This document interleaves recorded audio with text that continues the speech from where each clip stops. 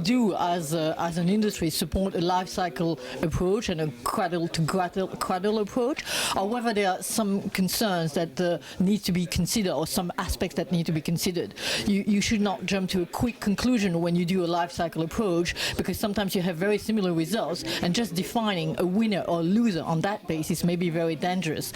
Another thing is that you believe that with a life cycle approach you would avoid a shift of impact from one aspect of the cycle to the next aspect of the cycle. That's true, of course, and that's the positive aspect. At the same time, you should avoid from, again, jumping to conclusion that would make your decision as a company or as a policymaker to go for, say, a substitution approach, which could then actually shift the burden from one life cycle to another life cycle without real assurance that actually the impact is less. The quality and the availability of data is paramount in this process. And at the moment, there is not enough data, there is not enough understanding of the value chains as well.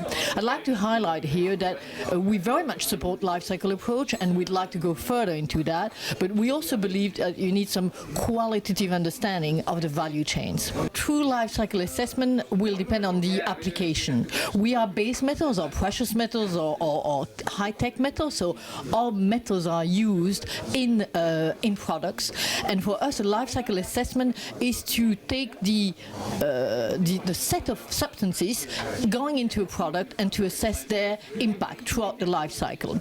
By doing this, I think you should also recognize the value or the benefits of the substances during the use phase. For example, metals are essential to the conductivity of some cables or whatever. They are essential in terms of their properties, and metals have a very specific strength, which is their recyclability ever and ever.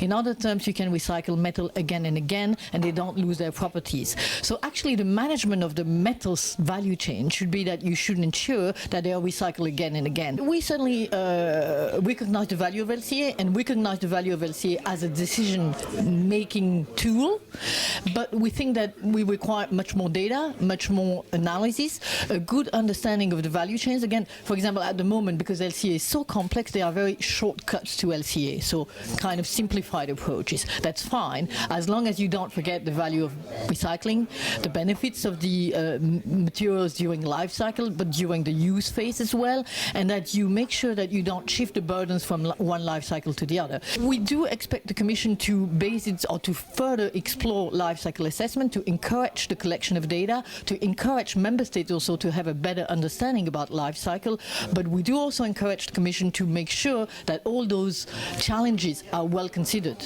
and that they have a better understanding of the value chains. We do not believe in a one-size-fits-all policy kind of approaches. We believe that you need increasingly, because you go more and more into the details, to have this value chain understanding based on life cycle data, but also with a qualitative assessment.